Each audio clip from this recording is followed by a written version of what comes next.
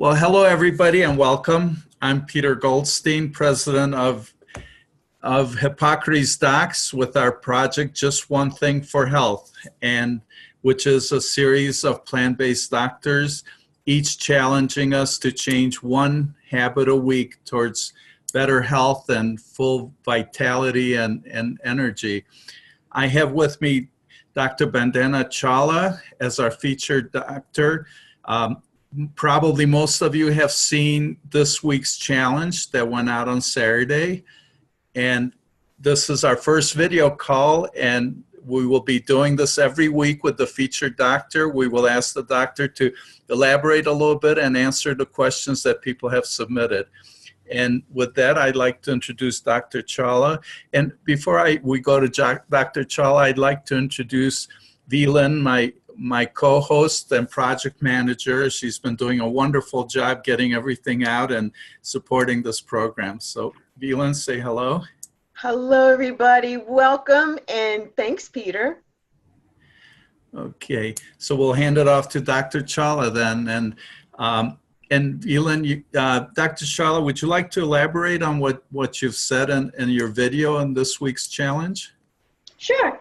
Hi, I'm Dr. Chawla, and I am an internal medicine physician who is also very passionate about plant-based medicine and also lifestyle medicine. I'm actually studying for my lifestyle medicine boards right now to take them next month.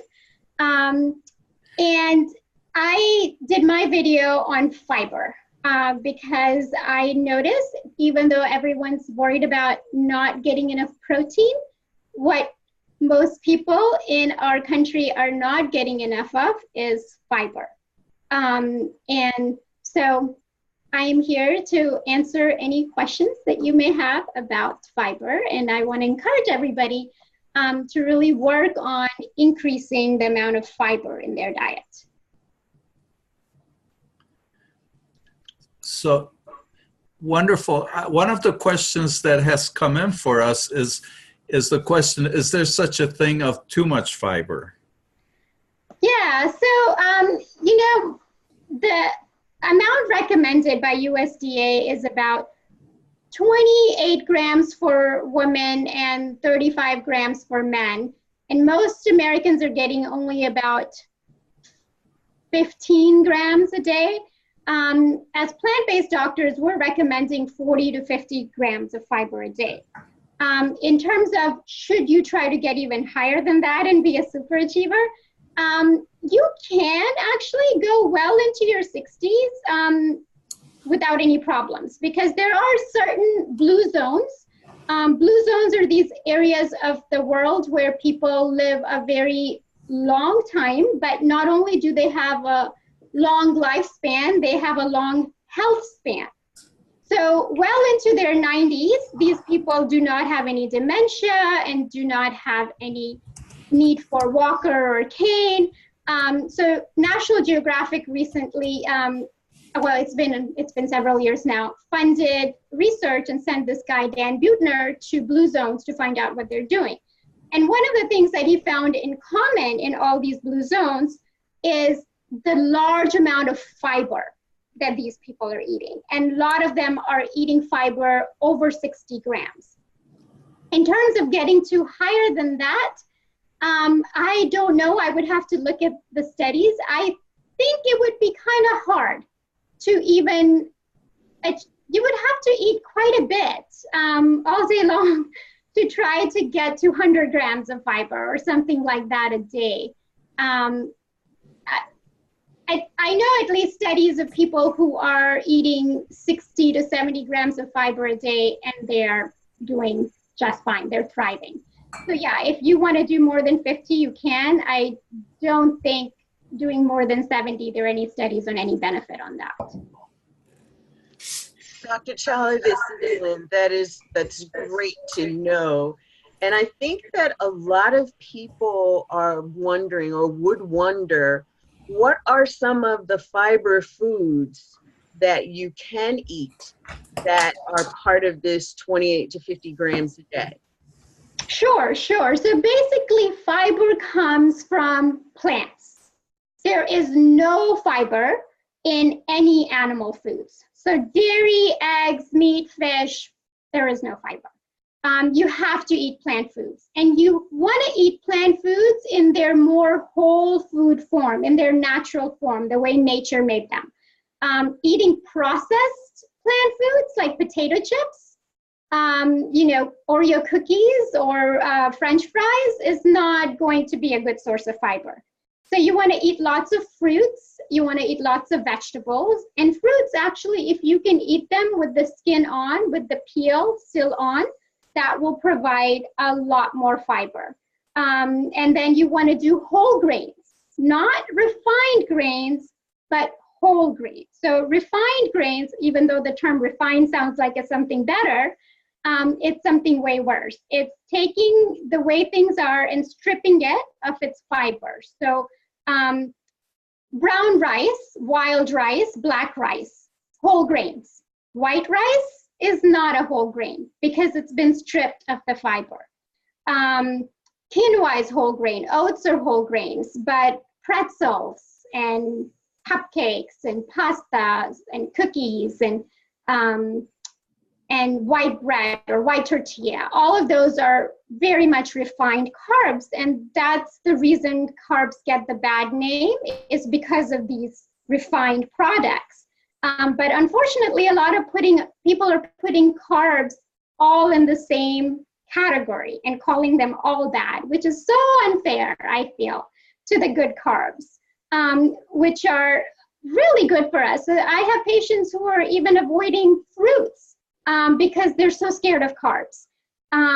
But if you eat carbs the way nature made them, with the fiber intact, they are very good for you. But if you're eating carbs the way man made them by changing those things to refined carbohydrates, then absolutely, they do cause that sugar spike, just like if you had eaten sugar.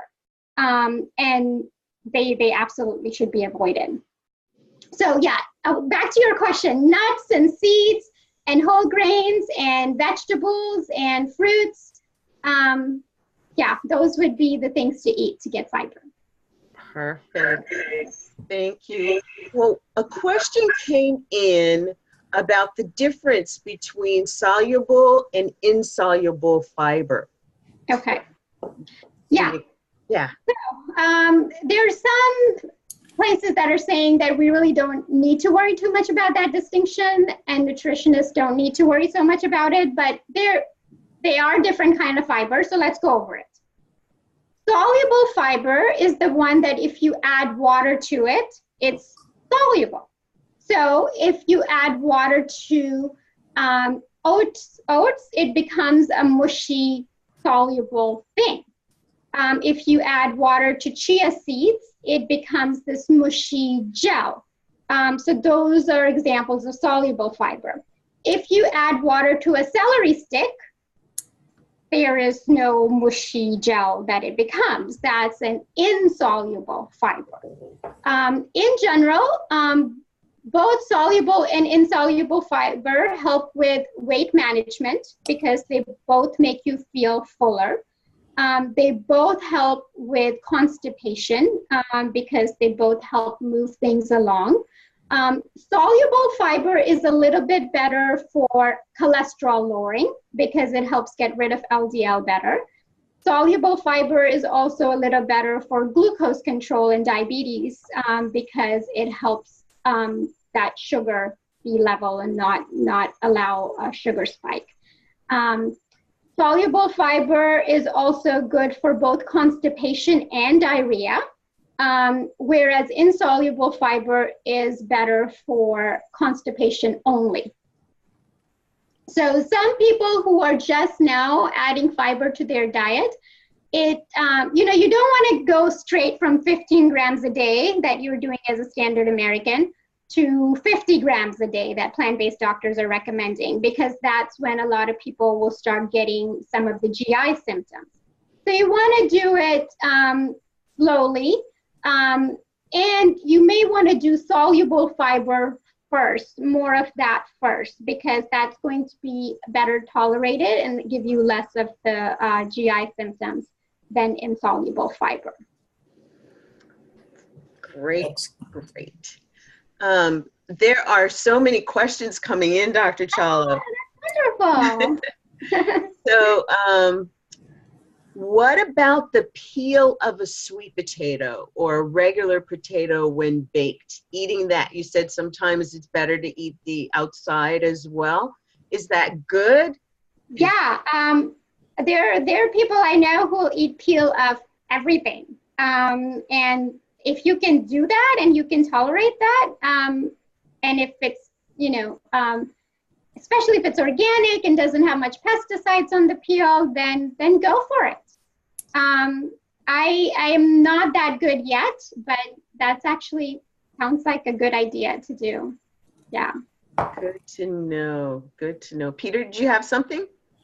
Sure. Could you share on smoothies for fiber intake? So yeah. So as this took me a little while to realize, as a plant-based eater, that juices are not whole foods, but smoothies are.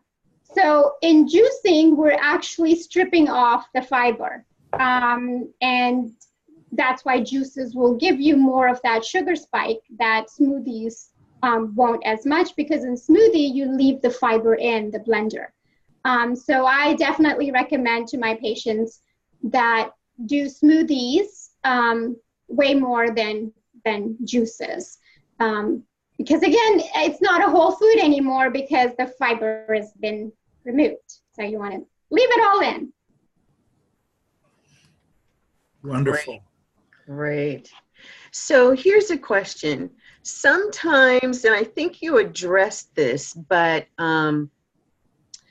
what are some of the symptoms that people will know that when they're taking one fiber versus the other, and they can re-regulate themselves if they're bloating?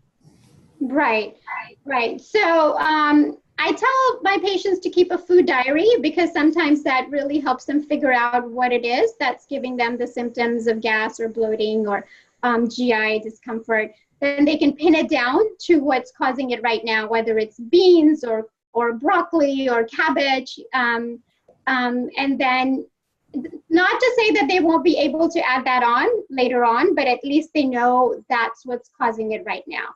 So some tips that can help you with the symptoms of having increased fiber quite a bit all of a sudden is one, hydration. You've got to drink lots of water, especially if you're increasing fiber in your diet. In general, most of us are not drinking enough. The recommendations, they say 8 glasses a day, right?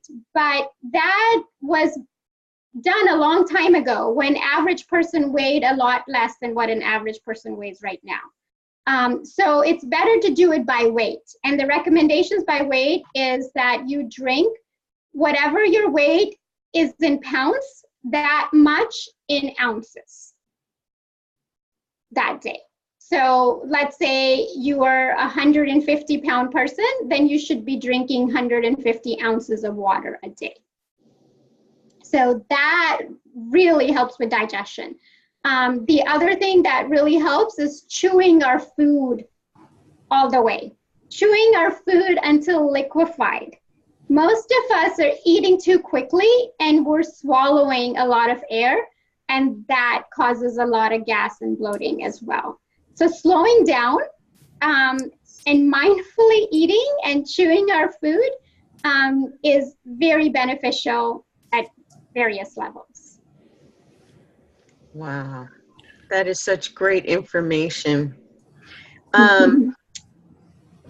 So a question came in, will eating foods with added fiber provide the same benefits that eating foods with naturally occurring fiber will?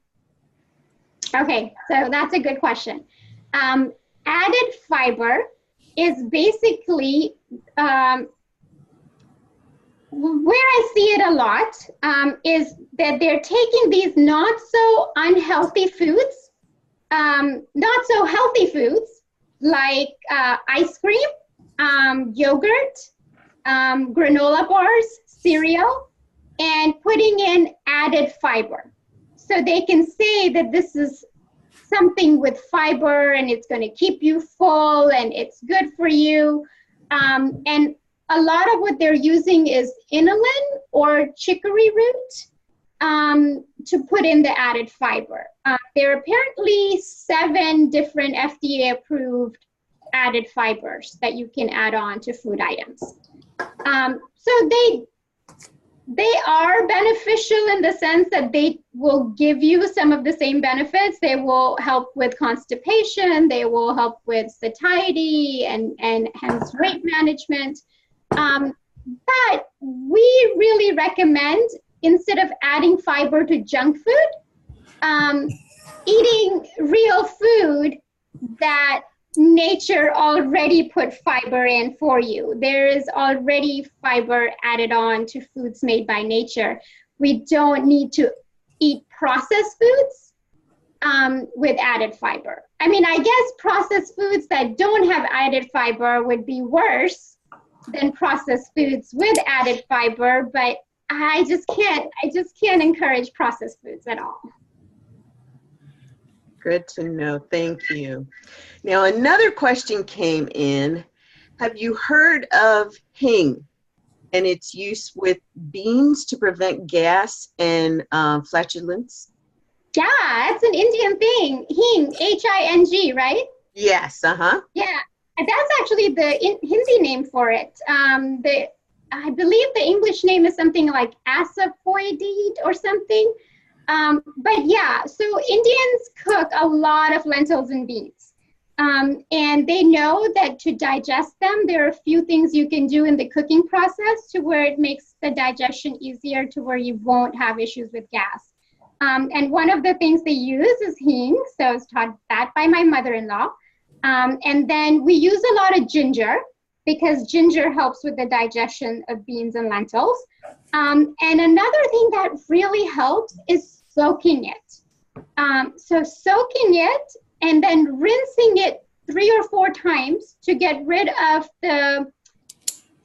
you'll see it be clouded once you soak beans or lentils. And once you rinse it well and it's no longer cloudy at all and the water is clear and then you cook it, a lot of the gas and stuff that's coming is what's on the outside of the lentils and beans. And once that's soaked and rinsed, that's no longer there. So then absolutely the digestion becomes a lot easier. Wow. Excellent. So I think I'm hearing a theme here that nature does a much better job of creating our food than man does. Yes. So yeah, so we need to trust nature rather than our factories. Right.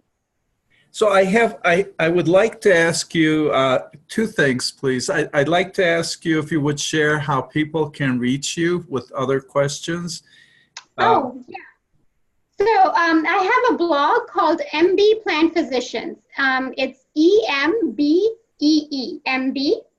And so on the website, it will have a contact us link, and we're very good at replying back. Also, we have a Facebook page. We have Instagram. And on Facebook, too, apparently, we reply back in 15 minutes, according to Facebook. Our response time is very good. So if you have any questions, you can definitely reach out to me that way. And if I don't know anything, I'll look it up and I'll get back to you. Excellent. Well, thank you. That's remarkable response time, and that's really wonderful. You're doing such a wonderful service for your patients and everybody else. I know you spend a lot of time in the community and doing presentations and helping bring more people around to this solution to preventing and reversing chronic diseases, and that's really huge. I'm wondering, could you please share a success story or 2 with your patients where you've seen plant-based lifestyle change their lives? Oh my goodness, yes. There's so many to pick from. But Okay, so the biggest in terms of weight change that I can think of is a patient who used to be 305 pounds. Wow. Who is now 185 pounds. Oh my goodness. Yeah, and it was the lifestyle change. It was taking out animal foods and processed foods and going to plant foods, and then also exercise. He is somebody who now does swimming on a regular basis. And then another one who's still in the process. We are still nowhere near our ideal goal. It was also somebody in the 300s who came with a young guy in his 20s, a college student, who already had diabetes, who already had fatty liver, who already had high cholesterol. And so he actually, I can't take credit in the sense that I didn't talk him into a plant-based diet. He came to me because he had done the research already and realized that that would be the thing to do. And he looked up on the plant. By the way, you can always look up wherever you are. There is a website called Plant-Based Doctors. So you can put in your zip code and you can find a plant-based doctor near you. So that's what he had done. And so he came to me to help him while he goes down this new path. So a few months later, when he came down, he was 280 pounds. He had moved from diabetes to pre-diabetes. His fatty liver was not resolved, but much lower liver function test. And his cholesterol was back to normal. And this is the part that surprised me. He had stopped his antidepressant because he felt like once he made these diet changes, he didn't need it anymore. And since then, I've seen it in other patients as well. But that's the first one where I was like, wait, that's not one of the things we were working towards. But it happened. And then he didn't come back for a while because he actually goes to college in a different city. So then he came back in his Christmas break in December, and this time down to like 250 pounds, and prediabetes is gone. Liver tests are perfectly back to normal. Cholesterol's moved from high to normal to excellent range. And he was about to run the Houston Half Marathon in January. Excellent. Training for it. So he is one of my star patients. And actually I saw him now this summer when he was back in the summer from college. And he is now switching his career to become a health coach because he wants to inspire others to make improvements in their health. And by the way, this whole time now he's always been off antidepressant, never needed to go back to them. Wonderful. That's so wonderful. And I know one of the things that I'm really appreciating being able to do this work is how passionate everybody who's seen this solution, who's seen this lifestyle, how passionate everybody is. And it really is a lifestyle. It's not just a diet. It's not a short-term thing. It's step by step. It's more and more, and just getting healthier and fueling our bodies the way nature intended us to. That's beautiful. We have another question here. It's there's a lot of talk about the microbiome these days.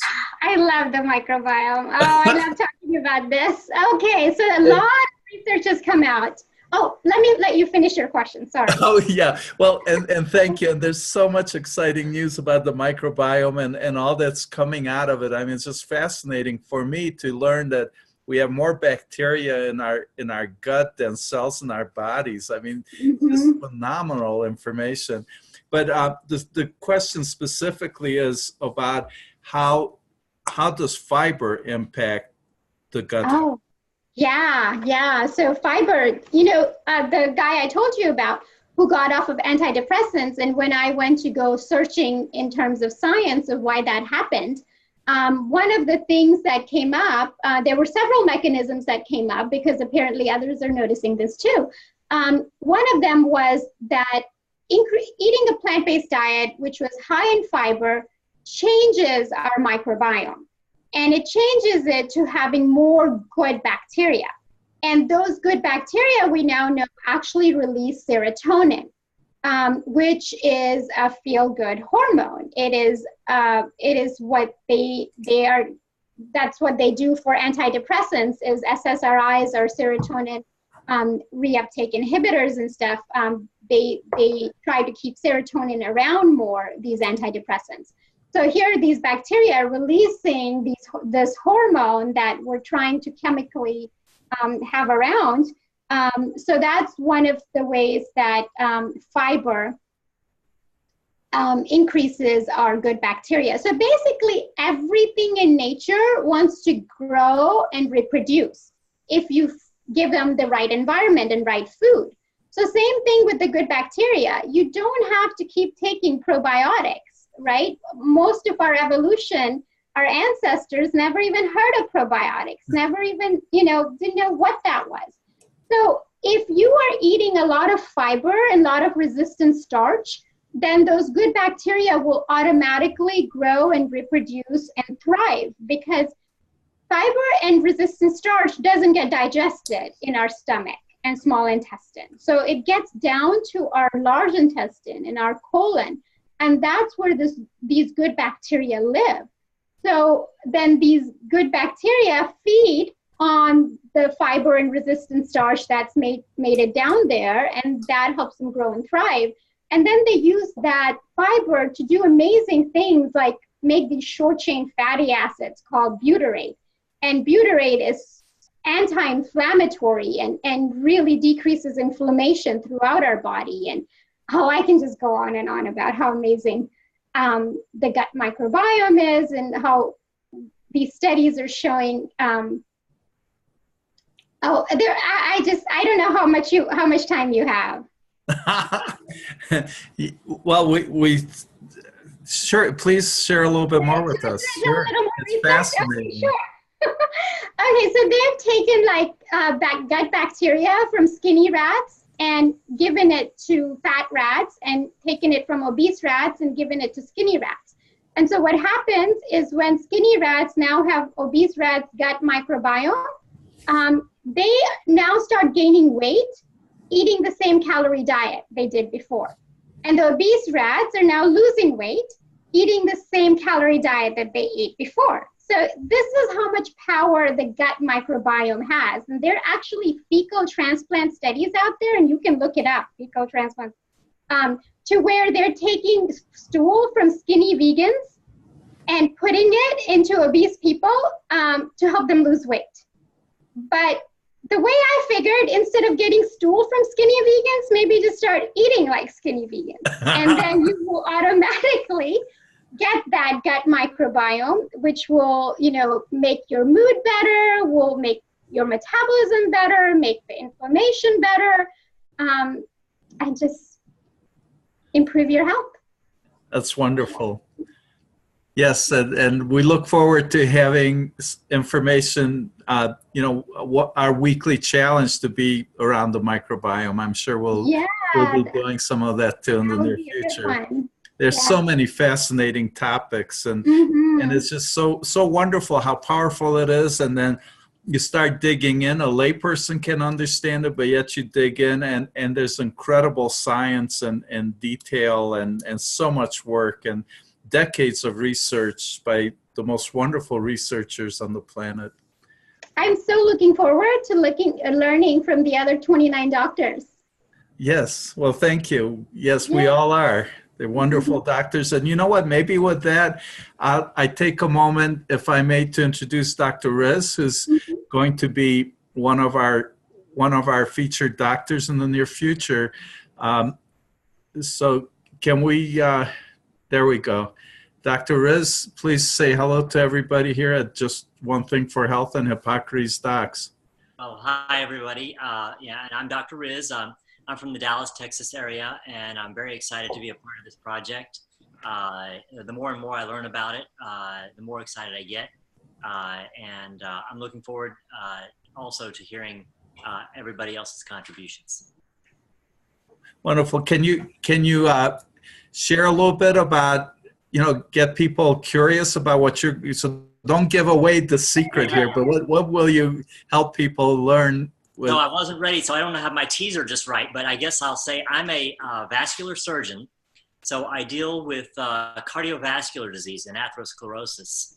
And so my just one thing has to do with something that you can do on a daily basis to tremendously and positively impact your cardiovascular system.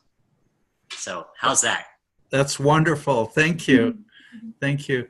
So Veland, do you have any other questions there for Dr. Chawla? You're muted. Oops. I don't see any other questions, but gosh, Dr. Riz's topic sounds so great.